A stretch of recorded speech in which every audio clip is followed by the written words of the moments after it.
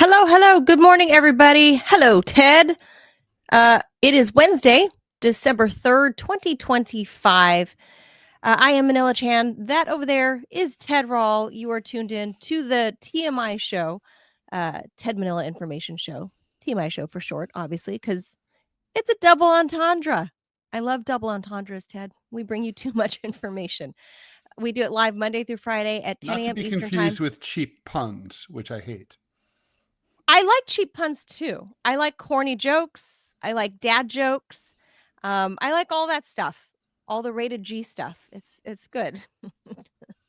It helps balance out all the swearing and F-bomb dropping I once did before I became a mom, and kind of tweaked my language a little bit, a little bit. Little. A little bit. It's gotten better. Come on. It's gotten better. You gotta admit, because he asked me like what the F word meant, and I was like, oh, and I told you he was flipping the bird at school not long ago, and I had to explain what it was that he did. Like, he didn't know what it was that he did. Oh, they didn't explain it. They just said it. like he got in trouble and he was just like, "You're bad," or what? Yeah, like I was like, what kind of school? Like, why aren't you telling the kids like why it's bad, what it means? God forbid you have to address what it means. Oh, and speaking of which, you could almost call this a teachable moment. I know, you could almost call it that. So I had to explain to him when he got home, because I got the note. And I explained, like, it might be funny to do it to your friends, especially with boys, right? Like, Totally funny. amongst the boys, and you're just flipping each other off. But I said, but if the grown-ups see at school, here's what it means and why you can get in trouble. So I explained it to him so he understands. And then, being that he's my kid, he was doing whatever with his Legos, and he couldn't like get one of the bricks, the tiny bricks, they're hard to pop off sometimes. And I hear him in the background in the dining room going, fuck. Well, Manila, as I know you're aware, smarter people curse more. So I know. So, and I thought, that's a good sign.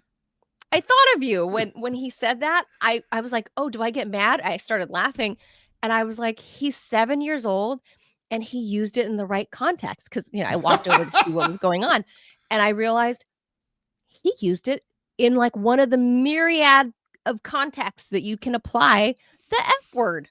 Mm-hmm. He did it right. So I was like, I can't be too mad at him. Like, okay. All right. So, okay. In fact, this is the perfect segue, Ted.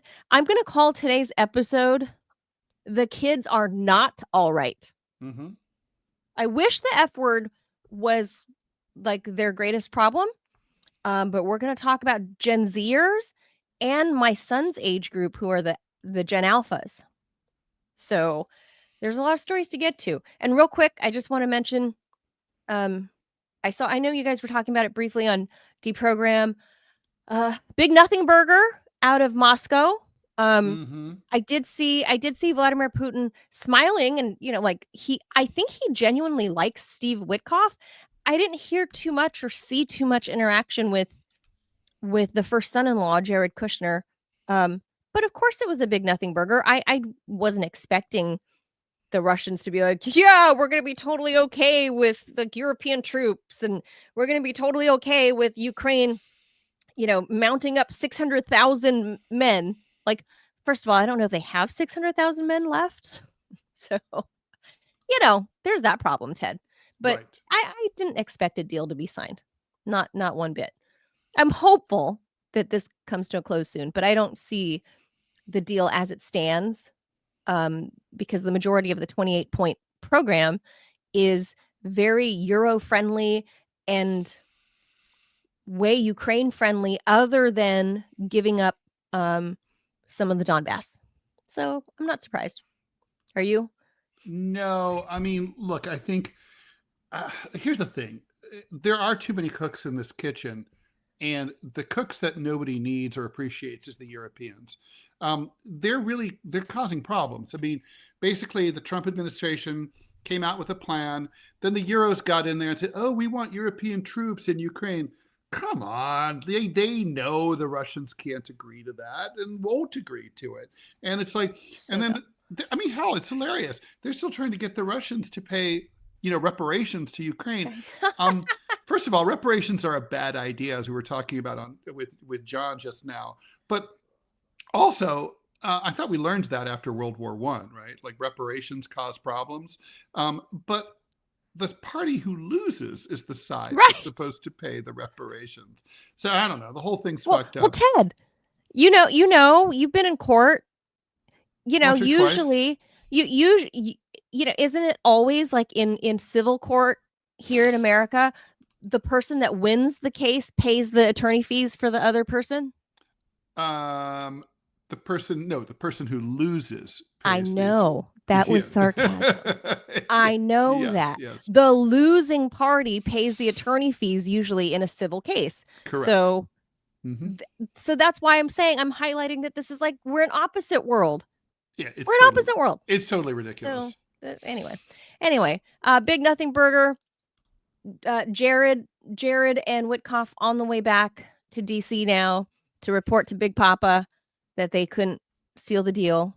But maybe a teeny tiny inch closer, Ted. Maybe because Pootie was smiling. Pootie smiled. Look, I think it's still going to happen, but it's just like the Europeans just need to come to Jesus. Oh, they just need to STFU, sit down, because you're not in charge here. No.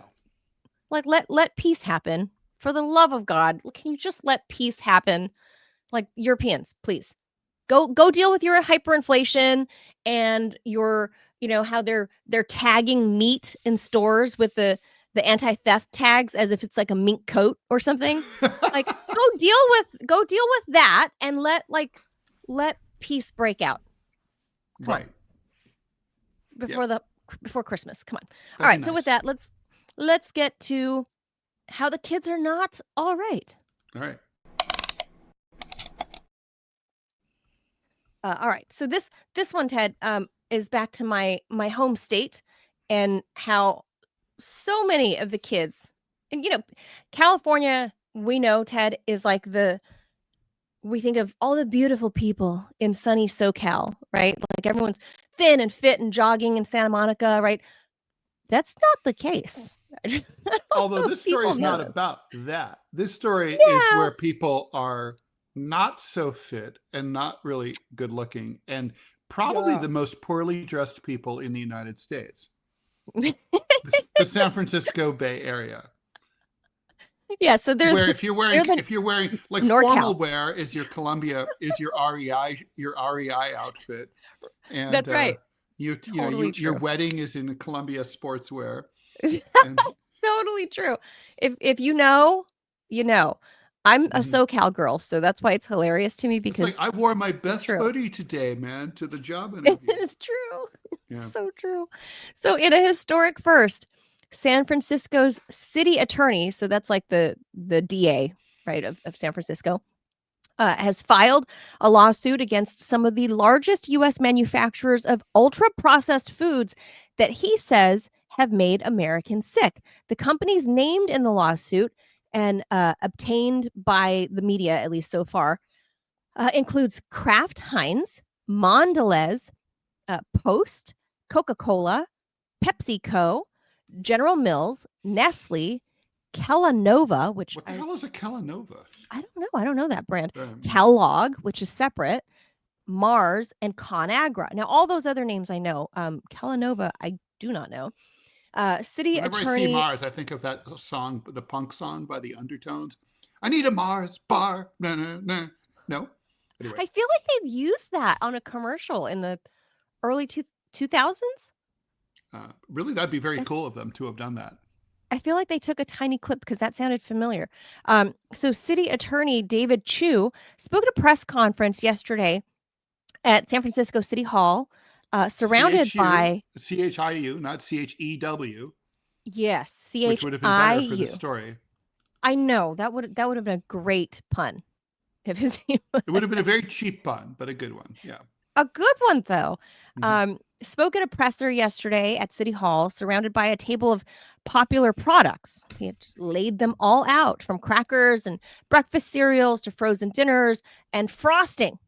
Because, people just like to just dig their fingers into a big can of frosting to announce the legal action against the 10 food and drink corporations.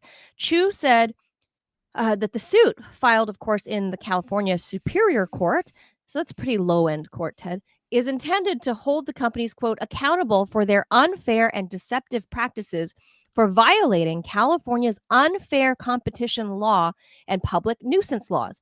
Mr. Chiu argued that the foods, and I'm going to use air quotes, the foods have created a healthcare crisis in the state that has led to serious chronic disease, which ultimately places a burden on this U.S. city and many others.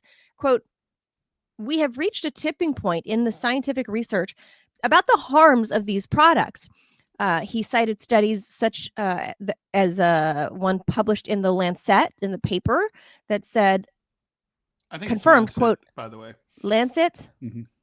I don't know. Maybe I'm hearing British people, Lancet. Or Lancet. Or the French, Lancet. Yeah. Like, I know Americans say Lancet, but I feel like I've heard British people say Lancet. We are in America, but okay. But is the Lancet? I thought Lancet was British. No. Yeah, but like, would you say like, President Putin was in Moscow? No, you say Moscow. No. Moscow. No, I say Moscow. Yeah, Moscow. Even though Moscow is better. You don't say like Paris. I don't say, you say Paris. Like the name Miguel. I don't say Miguel.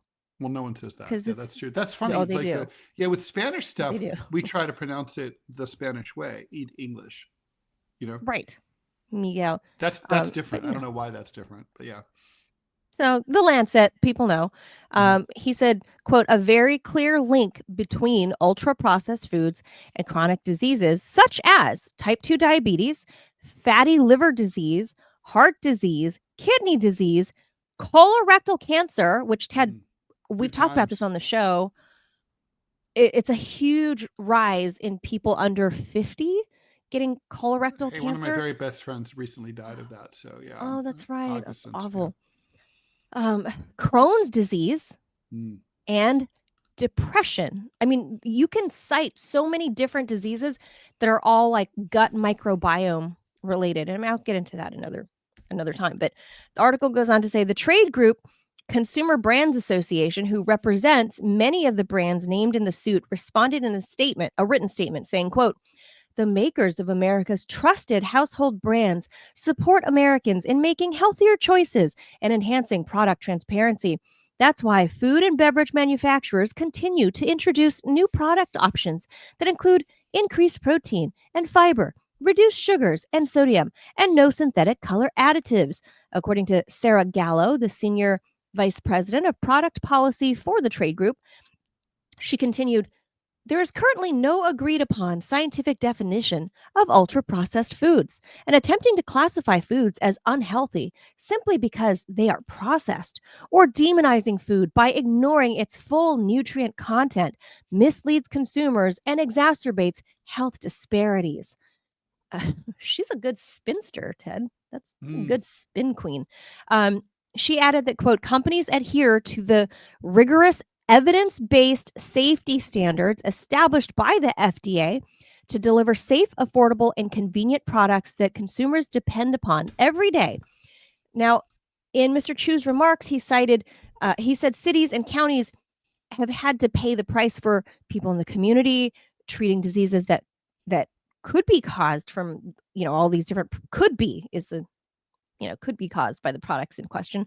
Mr. Chiu claimed the companies have copied the, quote, addiction science and marketing techniques that filled the big tobacco playbook, pointing to the colorful packaging that lines store shelves. Tactics, he said, include cartoon mascots. Remember they took away Joe Camel, and, quote, integrated marketing strategies with toy manufacturers and child-focused media companies that specifically target low-income communities of color and those children. Ultra-processed foods now make up, Ted, get this, UP foods, we'll call it foods, ultra-processed foods, make up, scare quotes, yeah. Foods-ish. Food-like substances. Food-like products, yeah. Yes. Edible products. How about that? Poisonous edible products? It's still edible. You don't need to. Well, if I was spinning, you don't need to say. It all depends on the meaning of edible. But it's edible. I mean, you can technically you can eat. Well, you can eat anything. You can eat a fucking. You can eat tissue. Models. You shouldn't. But you can. Right, but it's edible. It's edible. Okay. Is it edible? So, I don't think it's edible. I think something's edible if it's not going to hurt you. Let's say. So I would say technically these are not really edible. But that's because you have an over a 75 IQ. So get this. Ultra-processed products now make up 70% of the American food supply, Ted. Can you over 70%, 7 out of 3 items in America's food supply. 7 out of 10 items that if you pick any random 10 items, those 7 things are not in its natural earth-born form. By the way, isn't there a certain favorite falconer who became a member of the Trump administration who is supposed to be working on this issue? He is working, and I think that's why I think Mr. Kennedy is working on that, and which is why California, without giving him any props, is like, we're gonna sue. Well, we're gonna do it. In fairness, as you know, as a proud former Californian, California is often at the forefront of legal and cultural movements in this country. Totally. With some, like, for example, the first palimony law. And when the big tobacco, this is akin to the big tobacco lawsuits of the 1990s. Totally. This is exactly what this. I think this suit is going to prevail. I think big food is going to roll. I don't think they have a defense. All they have is a lot of lawyers. They can drag their feet and try to maximize their profits. But the fact is that the jig is up. They're fucked. Ted, did you know that California is also the first state in the union, in not all, but has kind of set precedent in their courtrooms that in family court, meaning divorce, where there are children involved, California is the first family court. Parents they start at a 50-50 custody there, and you move the needle from there. Did you know that? Yeah, I did know that. Most others, and California is the first state to do that. Most other states, including the one I'm in here, and even including the super left-leaning downtown DC in DC district courts and family courts there, they start off with the tender years policy, which gives preferential treatment to the mom. California does not. California gives equal weight to the mom and the dad. So that's and you go from there. As a single father, I appreciate that. Yeah, I think that's the right thing, because if we're going to have equal rights, then they're equal rights as parents too. But anyway, the quote goes on to say, many ultra-processed foods don't seem unhealthy, but they're falsely marketed as healthy. I totally agree, Mr. Chiu. He alleges that the companies have created chemicals to make the foods highly addictive. Chiu said the aim of the scientific fact. We know that to be totally true. Totally fact. He says the point of the lawsuit is to obtain restitution and civil penalties to recover the enormous cost borne by governments, public health costs that stem from chronic diseases due to ultra-processed foods. The city attorney's office had previous success with public health cases, including a landmark decision in 1998 where it was awarded $539 million in a settlement from tobacco, like you mentioned, Ted, as well as $21 million from lead paint manufacturers, because we have a lead paint thing. As a realtor, I remember there's always a lead paint disclosure that we had to give to clients. And now it's more common in all the big cities that you have to disclose if there was lead paint on basically any building that's been erected before 1970. Everything had lead paint. That was a 19-year lawsuit that, can you believe it, Ted?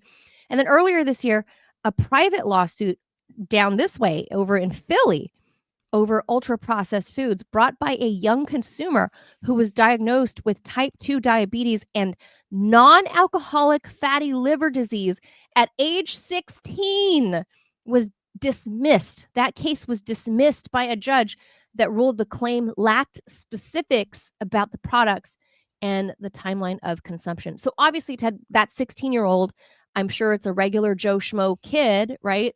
From somewhere in Philly. How are you going to have the money to fight the attorneys of big food like this, right? To comb through the scientific data, have labs run, how you can prove, let's say Cheetos gave me fatty liver, right? Right. You're not going to have your regular, 16-year-old Joe Schmo. You're not going to be able to fight big food. But California, on the other hand, California might set this precedent. And to RFK's credit, he's an adopted Californian. He's lived the California lifestyle for the better part of his adult life. Yeah, he's right? a Californian now. Yeah. He's a Californian. He and Cheryl Hines live. I mean, she's a Hollywood actress. Yeah, their home is in Santa Monica. Like they live on the west side. He's lived in California for like 40 some odd years. He's a Californian now. And now that he's been the head of HHS, he's already bent the arms of like Coca-Cola to go to drop corn syrup and go towards real sugar like they have in Mexico in Coca-Cola. Red dye number 40 is out. So this is a move in the right direction. And I think California, I really hope, Ted, prevails and sets precedent, and it sends big food like ConAgra and Kraft and all those companies.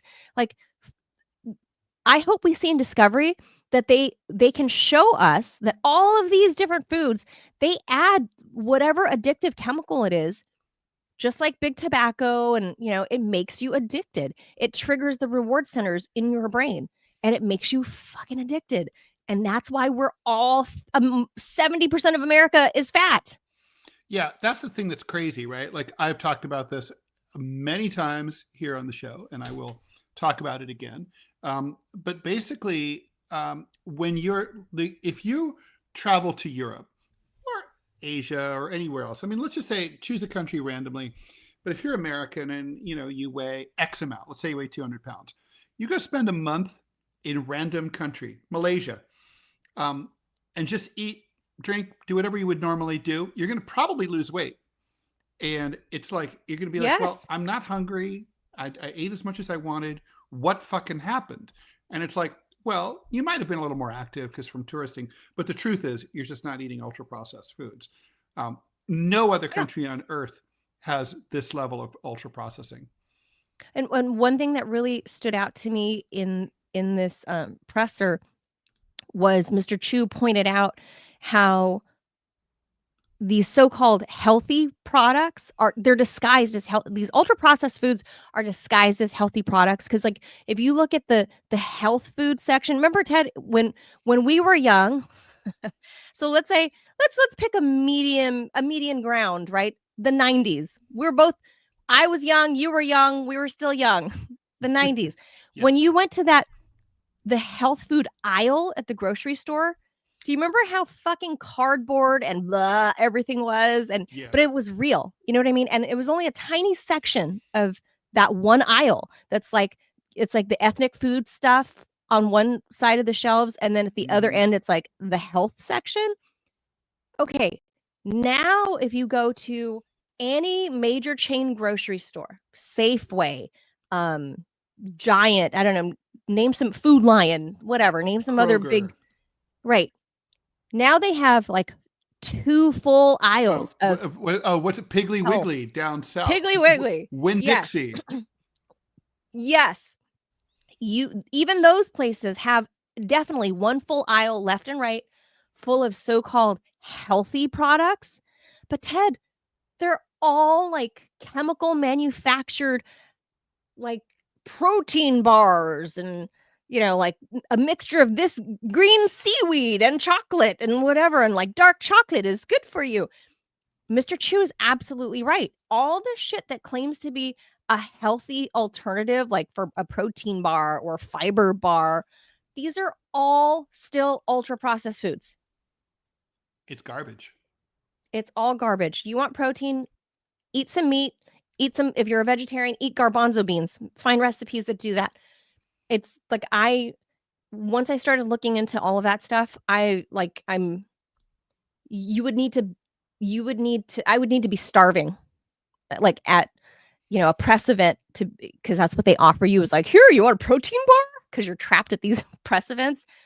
Oh, and then you're like, okay, fine, you eat it. But all of that, he's right. It's all disguised as health food, and they're not food. They're ultra processed food-like substances. Yeah. So I think and that's why the kids are not all right. That's section 1 of why the kids are not all right. Shall we do section? I'm gonna hit the Jaws. Robbie's gonna put up an ad. I'm gonna hit the Jaws after. All right, after I'll our read ad. the ad. I'll read the ad. Okay. Here we go. Looking for smarter ways to browse and enjoy your favorite content without ads? Get the Perplexity Pro bundle with Rumble Premium for just $19.99 a month. When you sign up before December 31st, normally a $29.99 value, with Rumble Premium, you'll get an ad-free viewing experience across all your devices and access to exclusive premium content. No interruptions, just the video and streams you love anytime, anywhere. Plus, Perplexity Pro boosts your productivity with unlimited research, unlimited uploads, exclusive member perks, and access to the latest and most advanced AI models for faster, smarter answers every day. Save 30% on this powerful bundle. Head to rumble.com/premium before December 31st to sign up and unblock your premium experience. Excellent. Jaws time. Manila, so the number of Gen Z college freshmen who are entering universities without high school math skills is skyrocketing. And SAT scores are falling through the floor, according to a stunning new report.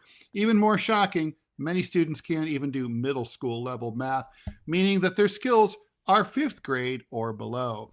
Experts say this phenomenon, combined with steadily rising high school graduation rates, that's right, rising high school graduation rates, show that the country is suffering a massive grade inflation problem. You can literally declare a kid a graduate. The incentives are in the system to make ourselves look good, he told the Post. I guess he is some expert. High GPA, high graduation rate, etc., when it's a mirage. The UC San Diego example is stark.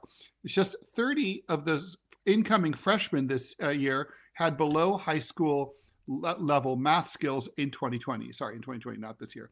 But in 2025, that number rose to 900, according to The Atlantic, citing a November study. That's 1 out of 8 incoming freshmen who are unable to do basic high school math for a school that just takes 30% of applicants.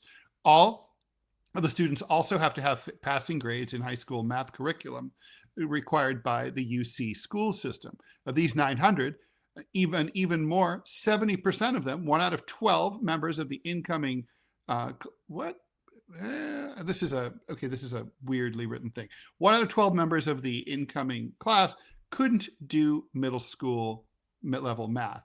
At our campus, the picture is truly troubling, the report says, describing the incoming class of the school as increasingly unprepared for the quantitative and analytic rigor expected at UC San Diego.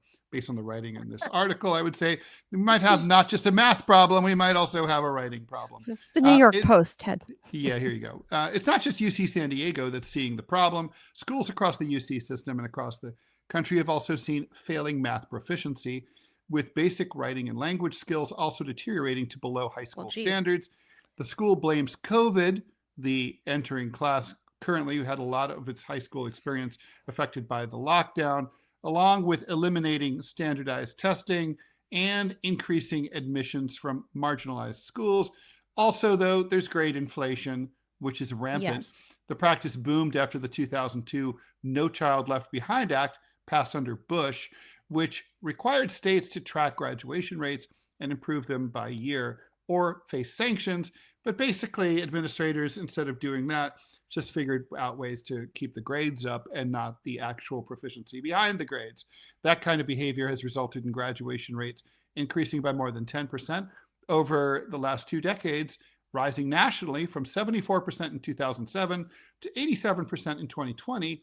But just because you graduate doesn't mean you know anything. Average SAT scores across the country dropped by nearly 100 points over the same period, in a direct inverse of the graduation rate. That, Oh my according to the God. magazine The Economist. And the people who are being hurt are the kids who have been allowed to move through such shitty schools. You can't fool the workplace, one expert said. If you graduated high school and didn't really earn it, it catches up to you. It's not the kid's fault. They didn't ask to be put in that situation. Shame on the adults who put that kid in the position of having to use these mechanisms to finish. Agreed. You have a college age kid, Ted. Can he do math?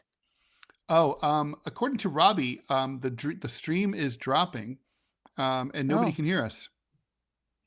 That's probably for the best. Rumble? I find that I'm more intelligent when nobody can hear me. Well, let's see. Let's ask the Rumblers. Can you guys hear us? Hello, McFly. What do I don't know, Rumblers be because the saying? Rumble feed is X keeps taken freezing. from the X. So I think this is feed. this is the same problem I had on Deprogram earlier today. Yeah, Robbie was warning me. I don't think it's. There's a I don't think StreamYard it's a X compatibility StreamYard problem. issue. Either it could be StreamYard fucking up, or it could be X Could be fucking X. up. Could be X has fucked up recently. It's Oh, only X Twitter. only.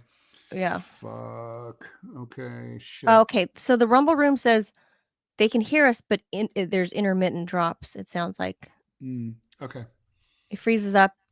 Oh, the video. So Ray says, one of our regulars, Ray says it freezes up and audio is fine. Okay. So maybe well, the video let's freezes. keep talking then. The audio is what's okay. important. So your kid, can your kid do math? He's college. This is him. Like, this is his generation. Can he do math? You know, I don't really know, to be honest. I mean, how would I know? It's not like I go around and say, dude, Pythagorean theorem, quick. Minus b over the square root of b squared minus 4ac. Well, I mean, you did. You were a single dad. You had to watch him through high school. Like, was he proficient? Yeah. I mean, it's in the genes. I mean, because you're mathy. I'm very mathy, not to be confused with methy. Ted, even I can do better than that. My father went to MIT, Caltech, and Stanford, so not an idiot. I'm not like a math off the top of my head person, but I can. If you give me a pencil and paper, I can, even without a calculator, I can work it out. But I can't like. He never. But I gotta say, my son never went all the way to calculus or anything. So I didn't either. Well, which, by the way, calculus is incredibly interesting and fun. But it's like, really? It's funny. You push through, right? Like, typically, at least this is how it was for me. It was like algebra 1. We know what algebra 1 is. Algebra 2 sucked hard. Algebra 3 trig is kind of like somewhat sucky, and you're kind of like, I'm done with math. And then calculus is supposed to come next, or at least that's how it used to be. And a lot of people don't get past the trig algebra 3 thing. But if you push through, calculus is actually fun and interesting. But most people don't get there. I know in my high school, I don't know if they still have it, but in the 90s, we had a highly advanced math program, and there were kids like high school juniors and seniors that were in calculus, which is, I guess, is very impressive. Then I didn't know it then, but yeah, I mean, yeah, like in my school, if you were a senior in high school, then you were advanced. You took calculus.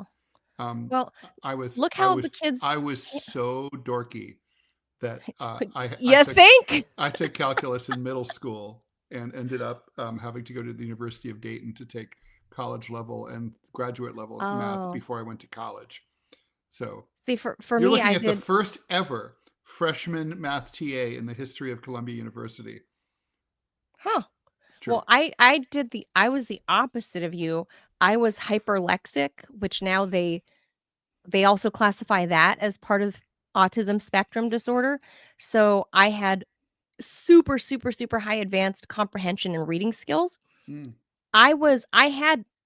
I came into kindergarten, I kept testing. They had me reading with the third graders in kindergarten. Then by the time I was in first or second grade, I was reading with the fifth graders. I had nowhere else to go. So they had me all by my lonesome during like when it was like language arts or reading or whatever. They had me doing my own thing, Huh. like by myself, like where you would normally put the bad kids with the dunce cap in the back corner. God, that's so horrible. Isn't that sad? So No, I was like it's reading, absolutely terrible. but they were like showering me with praise about my reading comprehension and language skills, and but at the same time I'm like isolated and away from all the other kids, and I wasn't participating in the class. Like other kids are raising their hands and doing a whole class activity, and I'm like over there in the back corner in my own special table with like advanced books and materials because Mm. they didn't have a program at the time. And at that time, California had just started the GATE program. Remember Nancy Reagan introduced DARE and GATE, um, the Gifted and Talented Education Program. They no longer call it that because it's offensive to people in California for the kids that aren't gifted or talented. Yeah, right. Good point. So my son is in. They don't call it that here, and they dance around what they want to call it, but they won't call it that program at his school, and even that program, he's bored to death by. He's just because I do a lot of teaching and stuff at home, like about the F word and when Mm. to use it in proper context. Um so anyway, the kids are not all right, and this shows it. And I'll tell you, Ted, when I lived in Dubai, whew, I knew I befriend there was a small American expat community, so many of us knew each other, even just casually, right? So it could be a teacher, I was a journalist, obviously. It could be an engineer, it could be whatever. We all kind of, the 100 or so of us that were there, all kind of knew each other. Sure. And I'll let you in on a secret. Back then, this is like 2008. You, as an American grade school teacher, would be paid six-figure income, Ted, Mm-hmm. to go teach, English elementary. You're like, whatever, third grade, right? You're making 100 grand. This is 2008. And I was just appalled, shocked. But one teacher, she told me, she said she would get in such trouble from either the school or the parents would come shit on her and demand the kids' grades be brought up because she was doing it the right way, like grading a kid based on their capacity and ability and what they're turning in. And there were other kids that were having their nannies literally sitting next to them in class, doing their schoolwork for them in front of the teacher. And the teacher was strong armed into giving the kid a passing grade. And parents would come in and demand the American lady give their kid an A, even though the kid had a fucking F. So all of these kids were passing to the next grade, unable to even fucking read, much less do basic math. So this was appalling to me. But then I kind of looked around at the young, whether it's an intern or whatever that I knew, the Emirati intern, I was like, oh, it's not totally your fault that you're dumb. No. It's that the system pushed you through without any rigor. Correct. Yeah. And that's happening here now. That's terrifying to me. And Ted, this is why I would say I'm not saying I agree with Donald Trump doing this, but this is probably, and he doesn't know why he's saying it, why Donald Trump is saying we need the H-1B engineers or whatever. I'm not saying it's a good excuse for that. I'm just saying that's probably something that plays into it. Yeah. Robbie says they want an uneducated population. Yeah, I think that's true. yeah. That's true. And disgusting, but true. Yeah, I would say so. All right, let's move on. Unless you got any more to say on that one. No, I'm good. Okay. All right, here's this one. The last one was college age kids. That's Ted's kid. Now this is my kid's age, elementary school. So in an FDA memo, they've linked 10, at least so far, 10 child deaths to COVID-19 vaccines. So here's the article. A newly surfaced internal memo from the FDA has rocked the public health establishment after concluding that at least 10 children died, quote, after and because of, end quote, receiving a COVID-19 vaccine. The finding marks the first time the FDA has directly tied pediatric fatalities to those shots, triggering immediate political and regulatory fallout. Oh, I'll get to that, Robbie, in just a second after I read this. The deaths were identified from 96 child fatality reports submitted to the Federal Vaccine Adverse Event Reporting System, better known as VAERS, between 2021 and 2024. According to the memo, FDA analysts classified at least 10 of those cases as causally linked to the vaccine, with myocarditis, which is inflammation of the heart, emerging as the primary concern.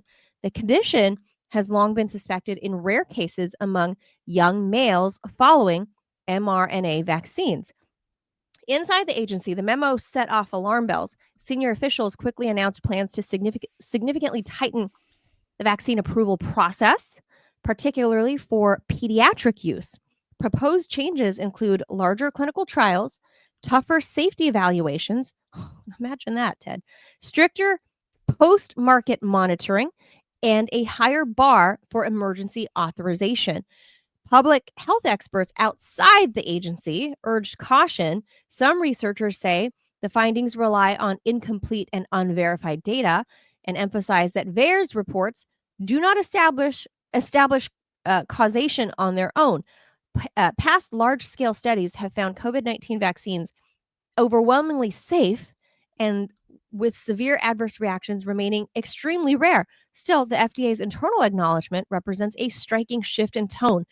The memo is already fueling political debate. Critics of pandemic-era mandates say the revelation validates long-raised concerns about cardiac side effects in children.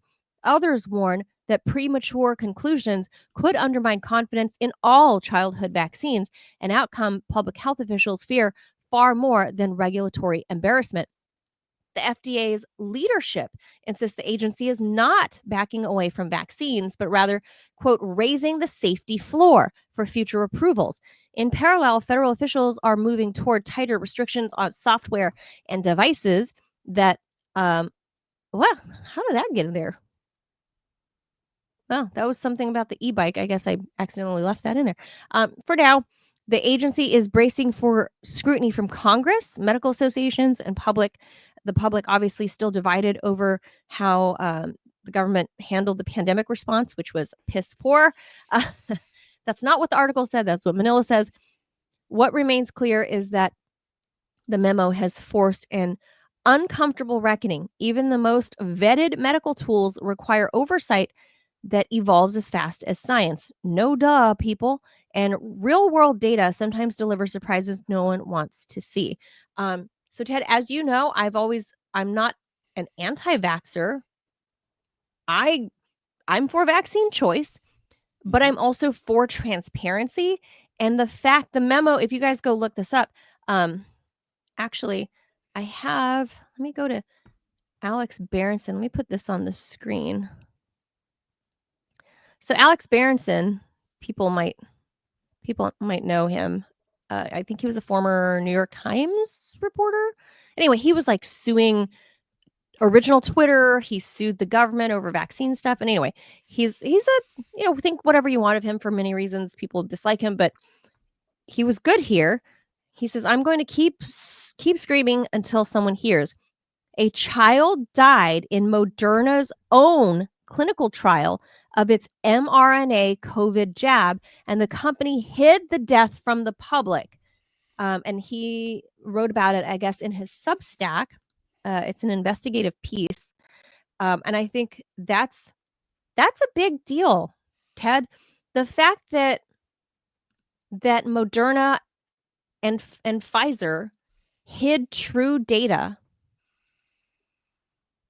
They were working on this under Trump 1, and then under Biden, it got pushed through to the masses in 2021.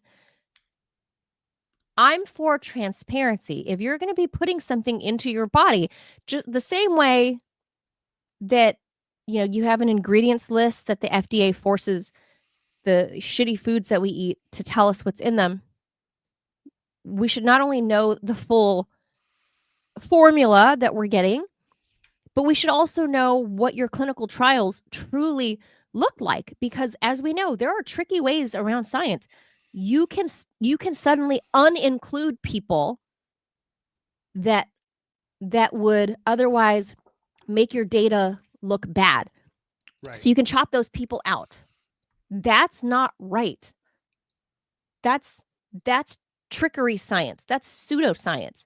That's marketing. That's not real. And this is 10 little kids died, Ted. I looked into it, it's horrible. They're little children. They're like my son's age.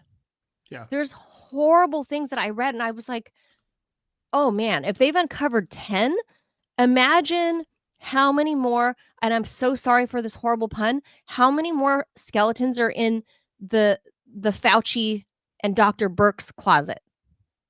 Just imagine what the stacks and stacks of information that I'm sure those people have, and they knew, and they pushed it on the public anyway without complete transparency. And that should piss off any parent, I think, of any age.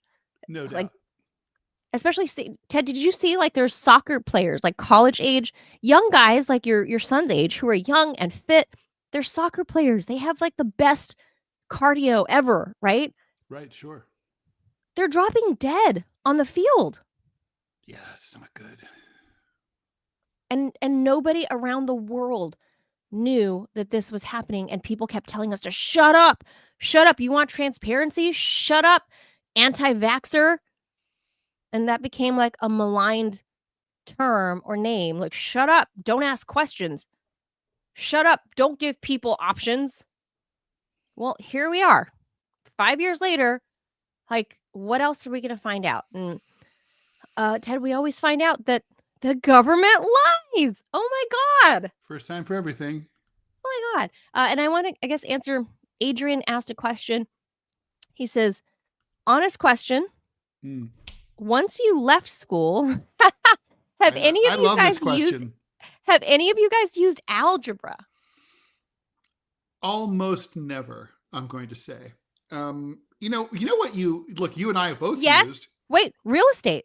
I was just going to say, for the calculation of compound interest is algebraic, and also for example, calculating square footage. Cubic footage. Thank you. When I'm measuring a property to be okay, this bedroom is 10 by 13. Or this air conditioner will cool these many cubic feet, or correct. Whatever. What's the size of this room?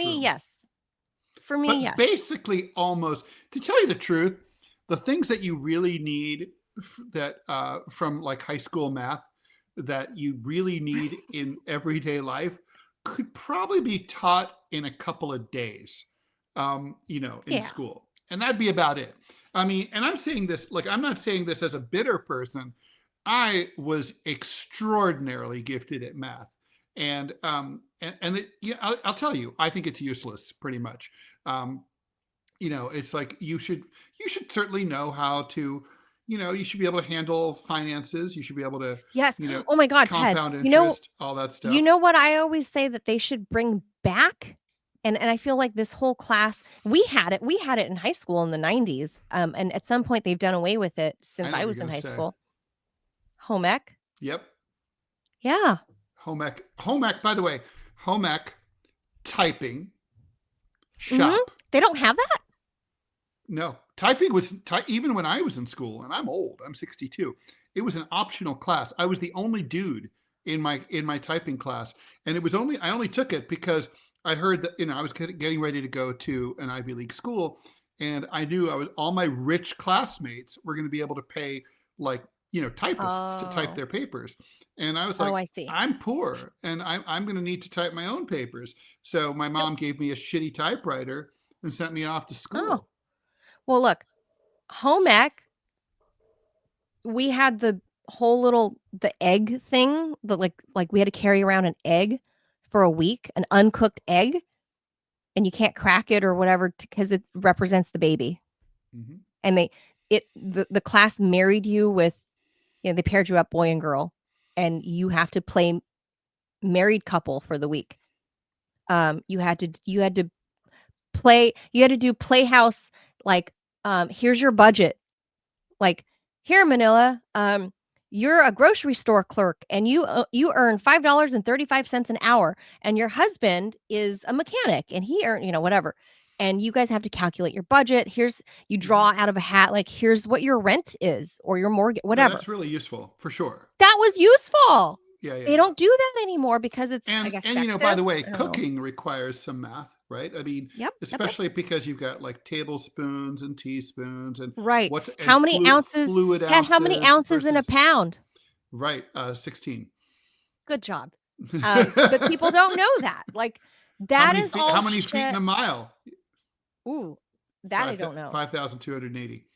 5,000 feet? Yeah. In a mile? Uh-huh. That's why Denver's the mile high city. It's 5,280 feet above sea level. Oh. Mm-hmm.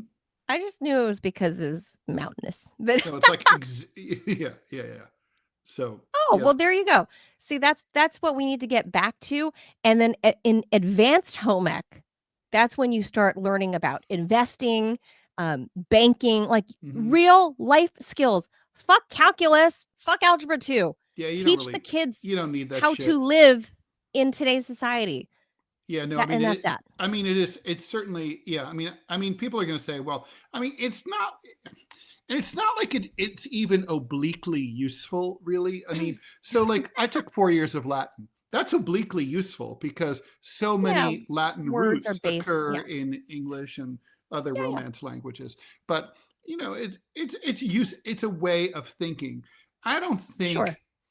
I mean, logic and rhetoric, I would love to see that taught more, where people... I took that in college. I had those in college. So people learn how to reason. Like, you can't just... Yes. You have to have a basis for what you argue. That's right. I took those in college. But if they have that in high school, I think kids would be so much better off. But here we are, passing kids that can't do basic division. Anyway. All right. Let's wipe the jaws. A major cultural realignment is hitting the media world, and the long dominant woke establishment is finally losing its grip. The recent sale of legacy outlets like Paramount and CBS to tech moguls isn't just a business story, it's a deeper shift in who shapes the national narrative. For years, progressive-leaning media execs and cultural gatekeepers enjoyed near total dominance over news, entertainment, and Hollywood storytelling, but the tide is turning as audiences, advertisers, and studio insiders grow tired of ideological lectures, activist-style content, and entertainment that feels more like a college seminar than a night out. The drivers behind the shift are simple: audience fatigue, collapsing ratings, and market reality. Viewers are tuning out shows overloaded with social justice messaging. News, go woke, go broke, right, is the cliche. News outlets pushing a predictable progressive line are shedding trust. Hollywood's big budget ideology first productions keep flopping, and alternative creators, from independent filmmakers to politically contrarian podcasts, are filling the vacuum.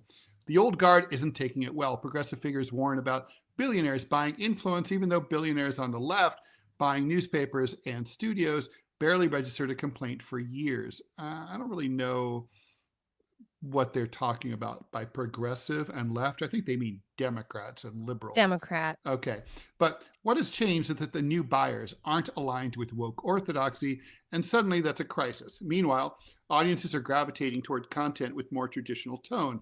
Faith-friendly films, straightforward news, apolitical storytelling, comedy without disclaimers, and shows that focus on universal human experiences and not identity politics. The entertainment biz, seeing which way the wind is blowing, has begun canceling woke-centric projects and investing in stories that are broader, less ideologically rigid.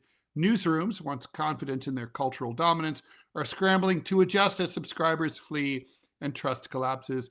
Activist editorial lines no longer command the cultural authority that they used to, and younger consumer audiences are just as likely to get their perspectives from independent creators as from legacy outlets.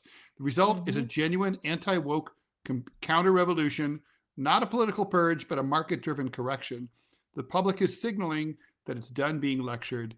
The media's old ideological monopoly is breaking apart, and for the first time in years, the cultural landscape is wide open. I have one complaint about this article, which is I really wish that they had cited some examples. That's true. That's true. It's a lot of critique and criticism, but they're not totally wrong, I would say. Look, I don't think they're totally wrong at all. I mean, we talked about Hollywood films flopping, right? Like how nobody's going to the movie theaters.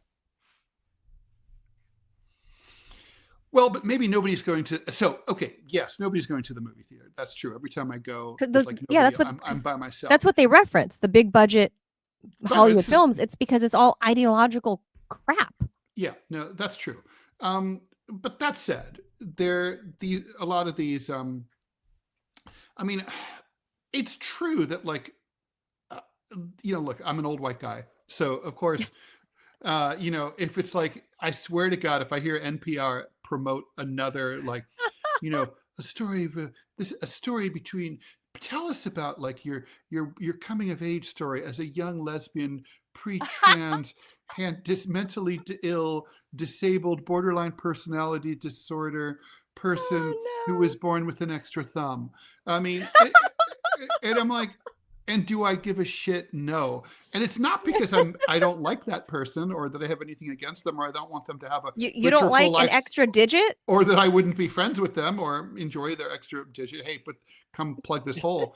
But the point is, like, I'm like, I don't care. It's boring, right? It's like, that's what it is. It's dull. And like, yes, give me Die Hard. Me want blow up. But look, the thing is, it has been, and it is possible to tell stories about people who look and sound different from like the old dead white guy, and make those stories interesting. It has been done. It can be done. I mean, look at 70s TV, right? Like Good Times was about a black family living in the projects. It was wildly popular with all of America. The Jeffersons was wildly popular with all of America. That's Sanford and Son. Give me some Sanford and Son. Yeah, and it's like the point is, I mean, so it is possible to tell these stories, but basically, it's like here's the secret. If don't tell me a story about a black guy. Tell me a love story that happens to involve a black guy. Show me an action movie. No, they do that. Happens to have a black guy. with the black guy being, a trans black guy in love with another, a straight black man. That's it's always got to have some woke ideology thing. And that's why nobody watches them, because nobody can relate to them. Because exactly. By definition, these are not relatable stories because by definition, they're about small minorities of the population. And it's not a lot of these stories, the directors and the writers don't know or aren't interested in bringing the audience in to share. Right. Like, hey, so this is what it's about. This is what it's like to be this. And this is why you should care. This is like what they're trying to do is guilt audiences into being interested in stuff. And I don't care what it is, that's never going to work. Sit down and take your medicine. Nerd. Open your mouth. Well-dressed nerd. It's like when I have to give a pill to Clovis. I don't just pry his mouth open and shove it down his throat. He'll bite me. You don't? It's like, no, I mean, I get it. That's why they sell pill pockets. It's a little, it's a little yummy treat that you put the pill inside. And so the cat thinks he's getting a yummy treat and the pill happens to be inside. I used to, my dog Harley, the English, he's a big fat English bulldog. I used to try all these different ways until I, if I would later ask for liquid version so I can just down his throat, because he learned to chew the treat gently if he was suspicious of me and spit out the pill. Yep. Yeah. That little fat bastard. Clovis knows how to do that too. That little fat bastard. So what I do now, I did sort of half them. lie. What I do now is I give Clovis the pill pocket, and before he can regurgitate, I grab his snout and I hold it shut. And it's like, and I look at him like, I tell him, I'm like, you got to swallow that fucker.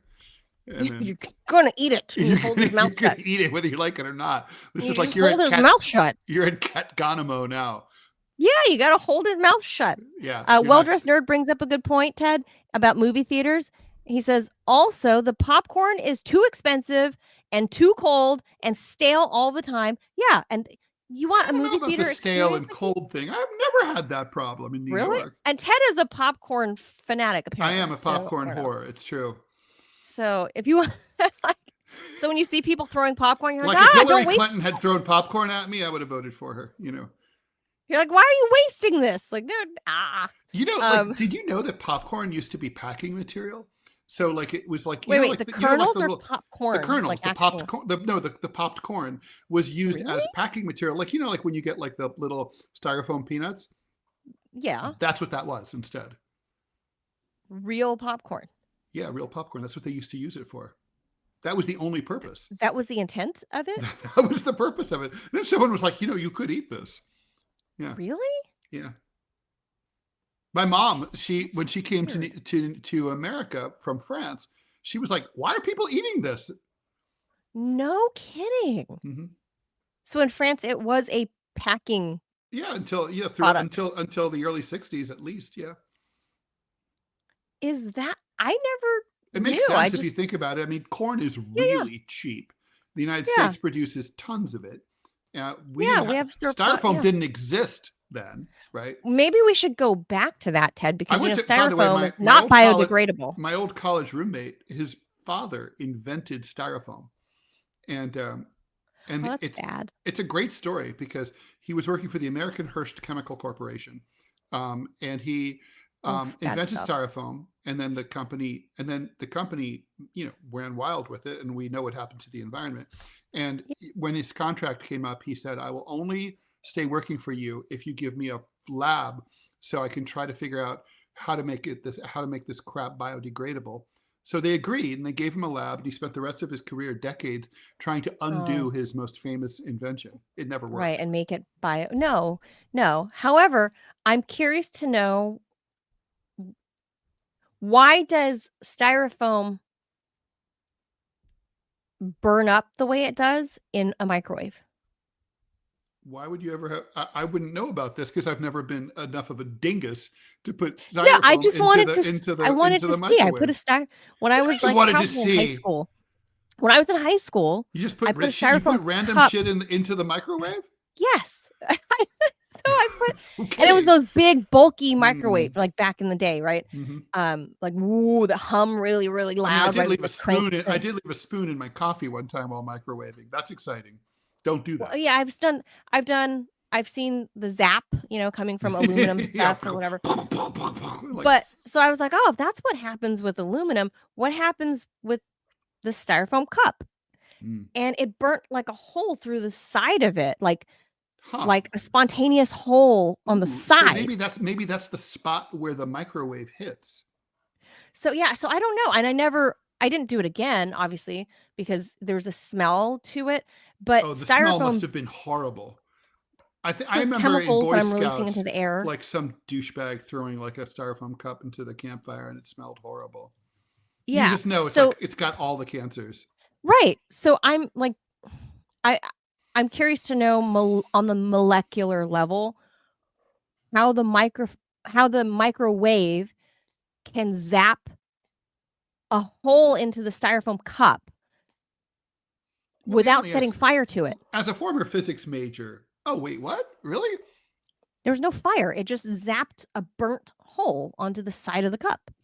Well, it just means styrofoam's not combustible at that way. I mean, think about it. The microwave. Wait, does it catch fire? The microwave heats your coffee and your coffee cup without causing a fire. Yeah. Right. So it's the same thing. It heats it. It just basically agitates the. So just melted It melted it. It melted. But it didn't. But it didn't go anywhere else. If you put frozen butter in the microwave and you turned it on, the butter would melt. No, I get that. But if styrofoam, if it burnt a hole through the side of the cup, but there was no melty, like you'd see the leftover, a pool of butter, there was no melty styrofoam on the sides. It was just a hole zapped. I guarantee you that there was some kind of byproduct of that hole being created, but maybe it wasn't super evident and obvious, but I guarantee you it's there. I mean, don't forget, styrofoam styrofoam is very porous, so yeah, it may have been like harder, absorbed there. Well, it's got to be, right? Because it's got to be. Yeah, nothing goes away. Yeah, nothing just vanishes. Right. It didn't go into a wormhole. Yeah. Right. When I looked at it, I was like, no. Where did that piece of the hole? Where is it? Matter doesn't just disappear. Yeah. That's right. So, and I was like, and then definitely when I went to college and learned about like string theory and all of that stuff, I was like, so what happened? Maybe it went into another dimension. Well, that's back when you were using drugs, Manila. So that might be. Yeah, but it made me think. I was which is probably the same impulse that caused you to put the cup into the microwave in the first place. I was like, dude, if matter is never created nor destroyed, bro, like, so where did this hole in my styrofoam cup go? Speaking of destruction, Robbie is going to destroy us if we don't fold up. He's got stuff to do. Oh yeah, he wants to tell us we have to. All right, Robbie, tell us what we're doing with the raid now, and we're gonna have to re-upload the Rumble, the feed, the show because of all the glitchiness from Twitter. And we have to load it up to YouTube, right? Yep. Yeah. Yep. Yeah. So on YouTube, some of y'all may have noticed that we are not streaming to YouTube anymore. That's by design. Not live. Yeah. Not live, but yeah, because I'm uploading the video, but we're not streaming there because YouTube is throttling the live stream, and then that's driving the channel's numbers all the way down. So it's kind of pointless to do this on YouTube if nobody can see it. Also, X is completely crapping the bed right now, so I will re-upload the same file up to Rumble whenever I get it later today with Manila. Lastly, Rumble has a new requirement. I've talked about this yesterday. This is for those of you who have not popped on. As part of the creator program, we are required to raid another channel at the end of the stream. And so we decided we're going to keep this all in the family. So we'll be raiding Putinbot Gaming. So if you show up on a gaming channel, that's by design. Just stick around, say hi. It helps me out a ton. Helps with the watch hours and the chat metrics and stuff. And just hang out for like 5 minutes. Call me names. Drop an emoji. That's right. I'm good with it either way.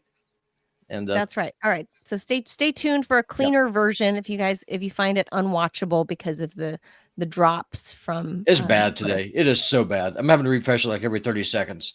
Oh, okay. Which is weird because the Rumble Room says the audio was fine, which I don't know how that's possible. But anyway, if you guys find it unwatchable, Robbie will re-upload the actual recording. Thank you, Robbie. Yep. So a little bit later today. So that does it for us on this happy hump day. We'll see you back here tomorrow. Adios, amigos. Ted, I'll see you at the pre-tape in a little bit. See you then. Adios, amigos. Bye.